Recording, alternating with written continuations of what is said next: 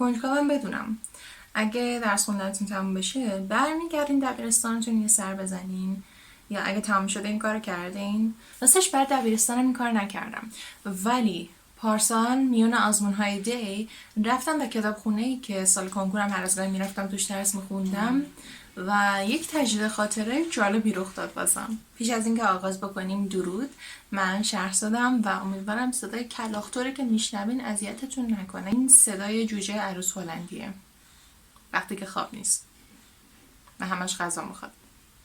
ساکت شد. شاید بتونم بگم که واقعا میشه یک تغییر تو فاز هر نسلی رو دید. مثلا نسل الان خیلی به لباس پوشیدنشون اهمیت بیشتری میدن، حتی تو نوجوانی، در صورتی که من تا واقعا نمیتونم بگم مدت زیادیه که میدونم چی دوست دارم، چی بهم میاد.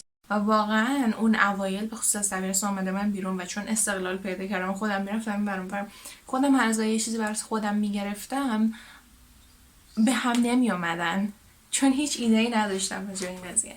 البته که فقط ما نیستیم و سلبریتی هم همینن. مثلا فارغ از تغییر وضع، به ترانسفورمیشن ادل در طول سالها نگاه بکنین چقدر فرق کرده و توی ذهنیتی که برای ما کاشتن این چیز بدیه، این چیز خیلی سطحی نگریه، در صورتی که نه، واقعا نوع پوشاکی که بر تن داریم خیلی روی اعتماد به نفس ما تاثیر داره. کمک میکنه اون چیزی که هستیم رو بتونیم بازتاب بدیم، تاثیر بهتری بذاریم. میدونه اینه بسته‌بندی کالا میمونه. یه بخش زیادی از اون سهم صادرات خرمایی که توی سری کشور عربی جای دیگه جهان میفرستن، اینا خرماهای ایرانیه که توی ایران بسته‌بندی درست نمیشه، به قیمت خیلی پایین فروخته میشه. اونا میان رو بسته‌بندیش کار میکنن، درست مارکتینگش میکنن و چندین برابر میفروشنش و با عنوان خرمای اونجا مشهور میشه. این یک مثال خیلی کوچیک از منابع طبیعی که توی انسان هم کاملا صادقه که حالا خیلی واردش نمیشیم. ولی یه چیز دیگه که نشستم پشت اون صندلی خیلی زنده میکرد، حالا بجز کمربندش، یادداشت‌هایی که روی میز نوشتن. خیلی از اینا تلاش کردن پاک کنن. خیلی از این میزهایی که تک نفره نیست اومدن شیشه گذاشتن روش و زیرش هم یه یادداشتی که قوانین نوشته، از جمله اینکه نباید چیزی بنویسین رو اینا، و رو همونا هم دانش آموزا اومدن نوشتن. و میدونی این نوشته ها واقعا یک جور تاریخچه کوچیکیه واسه خودش، چون نگاه بکنیم همه آرزوهاشون رو نوشتن، ترساشون رو نوشتن، هدفاشون رو نوشتن، اتفاقاتی که واسهشون رخ داده. قشنگ با نگاه کردن به اونو میتونین حدس بزنین که مثلا تو زندگی این آدم چی میگذره، با دوستاش میامده توی اون نقطه خاص همیشه میشسته، چی دوستاش قبول بشه. یکیشون نوشته بود که قبول شدم و آمده بود زیر یادداشتش نوشته بود. اینا خیلی چیزای جذابی هن که آدم شاید بدون شک بهشون فکر نکنه. ولی یه چیز جالبی هم که رخ داد که من تمام سالهای قبل که اونجا رفته بودم و توجه نکرده بودم، خود کتابخونه بود. یعنی شاید 2-3 بار رفته بودم اون بالا و بار اول این شکلی بودم که یعنی اون سالهای گذشته هیچی به اندازه اون کتابخونه ملی که یه بار اردو رفته بودیم با مدرسه به چشمم نیامده بود. حالا نمیدونم من اون موقع درست دقت نمی‌کردم یا واقعا فاز اینا تغییر کرده. به خاطر اینکه یادمه بار نخستی که اومده من این کتابخونه، که کتابخونه نسبتا بزرگه برای این منطقه، کتابا رو نگاه کردم و این شکلی بودم که نه به درد نمیخوره، نمیخوام عضو بشم و بعدم فقط برای سالن مطالعه عضو شدم. در صورتی که این بار نگاه کردم، حالا احتمالا یه بخشش برای اینه که الان دیگه قدرت خرید کتاب فکر می‌کنم تو همه خیلی اومده پایین. یه زمانی واقعا میارزید، مثلا تو با 20 تومن میتونی یه کتاب بخری، میتونی نگهش داری، بغلش بکنی و تمام این چیزایی که کتابخوارا دوست دارن، خب میخریش، مشکل نداره. ولی الان که همون کتاب کفش بالای 100 تومنه، میدونی چیزی ازت باقی نمونه بخوای هر ماه چند تا بخونی، برای چیزای حیاتیت میمونی. حالا یکیش این و یه چیز دیگه هم نگاه کردم اینه که تنوع خیلی بالاتر رفته. یعنی یه زمانی من نگاه میکردم رمانای کودک خیلی قدیمی فقط میدیدم، رمان هم بیشتر داستان کوتاه، ولی الان رمانای روز بود. مثلا من رمانای آرمان آریان رو دیدم اونجا، با توجه به اینکه قیمت اینا خیلی بالاتر رفته و من اصلا پتش خوارگر 1 رو شروع کردم. یه دلیل این که خودم هلندم تمام بکنم. اینجوری بودم که خب من اینو چند سال قبل چاپ اولش گرفتم، این یکی ها رو ندارم، 4 جلد بعد رو چیکار بکنم؟ نمیخونم. و این قضیه برای من خیلی جذاب بود به خاطر اینکه هزینه عضویت تو اینا خیلی پایینه، در نتیجه به نظرم خیلی میارزه و واقعا در نظر دارم که یه سری کتاب ها رو از اینا بگیرم و با این روش بازم کتاب فارسی رو به چرخه مطالعه برگردونم، چون الان چند سالی شده که به ندرت فارسی خوندم. یکی درش این بود که خب کتابخانه الکترونیک گرفتن یا همین ایده داره خیلی بهم کمک کرد دیگه. مثلا فرض کنید به جای اون همه حجم کتاب و کاغذ که یک جاهای واقعا احساس میکنی دور ریخته شده و میدونی پولی که میدی به دست نویسنده نمیرسه به خاطر تحریما، همش توی یک چیز کوچولو جمع شده و یک خریدی که بار انجام میدی و در دراز مدت بسیار از هزینه‌ات کم میکنه. خب توی کیندل آمازون کتاب فارسی نمیتونی بخونی مگر اینکه پی دی اف باشه. تو پی دی اف هم چون نمیتونی بزرگ و کوچیکش بکنی، مشکلی که هست اینه که نمیتونی رسما استفاده بکنی ازش مگر اینکه از این چیزای سایز بزرگتر باشه که بر من نیست، بر من از همین چیزای کوچوله. بخاطر همین خیلی دوست دارم که دوباره شروع کنم رمان فارسی خوندن، به خصوص کارهای نوجوان و کار نویسنده‌های ایرانی که این چند ساله به خصوص مثلا نشر موج که خیلی کتاب آرمان آریان هم چاپ میکرد خیلی تو این قضیه پیشرفت کرده و نویسنده‌های ایرانی زیادی اضافه شدن که داستان میگن. جوجو نرو کجا میره جوجو. و بعد چند ساعت درس خواندن سخت رفتیم گربه بازی.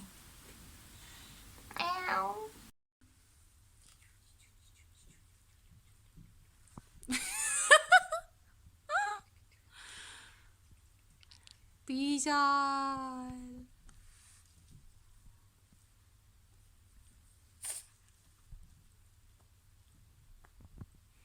خدای دوم بیا.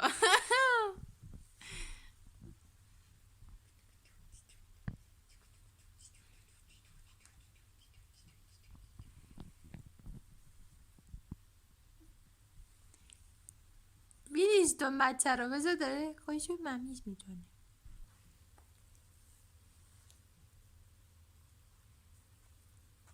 پاش تو چشش سیدار میدونه.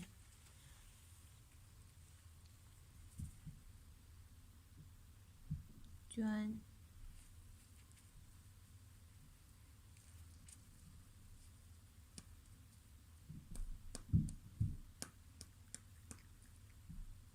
ای خدا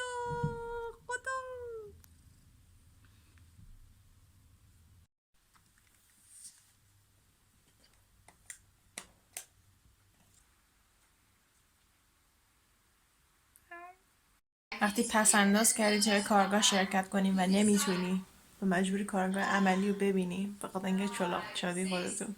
یعنی کل اینو میخوای برای من بخونی؟ نه ببین اینجا ای مجاهد مسخره شرف، این دوتا خط بین ای مجاهد مسخره شرف و 4 تو تا همه اینا.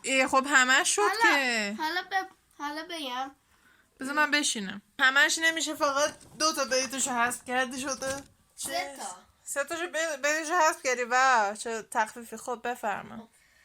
چون نجات انسان چه آرزوست، مرگ در راه حق افتخار توست، این توی پاسدار حق، از مصطفی دشمنان کنی، ترک سر ترک تن ترک جان کنی. آخ جون تم شد. نه خب آها نازم آن دوستدار تو. نه چی؟ نازم آن از نازمان عزم دشمن شد. ماما میا here I go again. یک مورد دیگه هم که تو اون کتابخونه برای من خاطرش زنده شد و تعجب کردم که چرا هیچ وقت به صورت تخصصی بازش نکردم توی ویدیوهام، مسئله دردهای کنکور بود. یکی از بزرگترین اشتباهاتی که من توی زندگیم انجام دادم گوش دادن به حرف مشاور بود و فشار آوردن زیاد به خودم بدون توجه به محدودیت بدنم. برنامه‌ریزی کنکوری رو دیدین چه شکلیه؟ 1.5 ساعت میشینی، 5 دقیقه 10 دقیقه نهایتا یه رو پا میشی و تایم استراحتته که اون تایم معمولا انقدر خسته ای که خیلی میشینن تو داخل مدرسه رو دیدین دیگه، خیلی زنگ تفریح هم که میخوره میشینن. من یادمه هفته اول سال کنکورم که تو تابستون بود دیگه، آغاز تابستون، هفته اول من 18 ساعتی هم چیزی درس خونده بودم. مشاورم سال قبلش باهاش داشتیم دیگه، آدم اوکی بود، اصلا فکر نمی‌کردم یه دفعه بیاد پاچه همه رو بگیره و خب مثلا می‌خواد زرشش بگیره دیگه. به خاطر این هفته دوم من گفتم نه، من متحول شدم، من میخوام رتبه 1 بگیرم. اصلا 49 ساعت و 50 دقیقه خوندم. هفته سوم یکم اومد پایین. هفته چهارم من این شکلی بودم که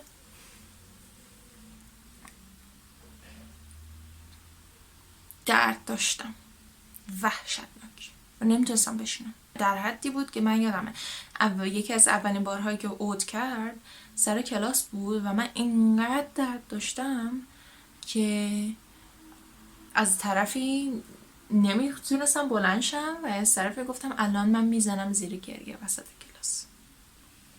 و دکتر رفتم، ارتوپد رفتم، نمیدونستن چمه. یک بخشش حقیقتا از فشارهای عصبی میاد، ولی بخش زیادش از این که این پوزیشن نشستن یه چیز سمیه. این چیزی که برای کنکوریان تعریف میکنن که باید به خصوص برای ماه‌های آخر که روزی حداقل 8 ساعت باید بشین، اینها چیزهایی هستند که اثرش رو بدن شما میذاره. جوری با ما رفتار میکنن انگار ماشینیم و انگار این یک دوی سرعته. این دوی سرعت نیست، این زندگی ماهاست و دوی ماراتونه. مهم نیست که تو توی 100 متر اول تونستی جلوتر از همه بری، مهم اینه که بتونی تا آخرش دوام بیاری. و این مسئله‌ای که خیلی بعدتر دوست دارم راجبش صحبت بکنم، راجب دردهای مزمن، به ویژه دردهای مزمن کنکوری که تو زندگی کارمندی هم قطعا هست، ولی آدم مثلا کمتر ازش صحبت میکنن چون نمیدونن، خیلی واردش نمیشن ریشش چیه، خیلی پیگیری نمیشن. دیدین آدمایی که دردهایی دارن که هر سال هست باهاشونه و پیگیری نمیکنن، یا جرئت ندارن برن بگن که آقا به خاطر این اشتباه بود، چون اگه اعتراف کنن که اشتباه کردن این حقیقت باز میشه که چه بلایی سر خودشون بردن، چون این پذیرفتن این حقیقت ساده نیست. ولی اگه میتونستم برگردم و یه چیزی رو درست بکنم تو زندگیم همین بود، چون مدت بسیار بسیار زیادی طول کشید تا من تونستم این دردها رو کم بکنم. در حدی بود که سالهای اولش، یعنی سال کنکور و چند سال بعد اول، این شکلی بود که مثلا من هر ماه شاید یک تعداد انگشت شماری روز بود که درد نداشتم. هر روز درد داشتم و یک درد عصبیه. پس اگه بخوام یک چیزی رو بهتون انتقال بدم اینه که هیچ وقت سلامتی خودتون رو قربانی نکنین، چون فکر میکنین که اون لحظه روتون فشار زیاده و باید نتیجه بگیرین و اگه نگیرین قضاوتتون میکنن، تحقیرتون میکنن، هر چیزی. همون آدما بعدن وقتی که نیاز دارین یک آدم طبیعی باشین، کارا خودتون انجام بدین، برین سر کار، باتون همدردی نمیکنن بابت بلایی که سرتون اومده. و این نوع همدردی راجع به سلامتی چیزی که تو فرهنگ کنکور نداریم. اگه دوست داشته باشین راجع به این قضیه بیشتر صحبت کنیم در آینده، تو اون ویدیو من بیشتر شرح میدم. سلامت باشین، آینده‌تون روشن، حتی آهسته و پیوستن پیش بریم، پیش رفتیم. الان نمیفهمیم، ولی به 3 ماه قبل، به 6 ماه قبل، به 1 سال قبل، به چند سال قبل نگاه کنیم میفهمیم. از دید یک آدم بیرون از خودمون نگاه کنیم میفهمیم. و هممون تو هر نقطه‌ای باشیم همینیم. نمیبینیم کار خودمونو، نمیبینیم که با وجود چه شرایطی کجا هستیم، کجا قرار گرفتیم و اینکه آرزوی پیشرفت داریم، هم که رها نکردیم اونو. نه، همه چیزای مهمیه. پس موچ برود.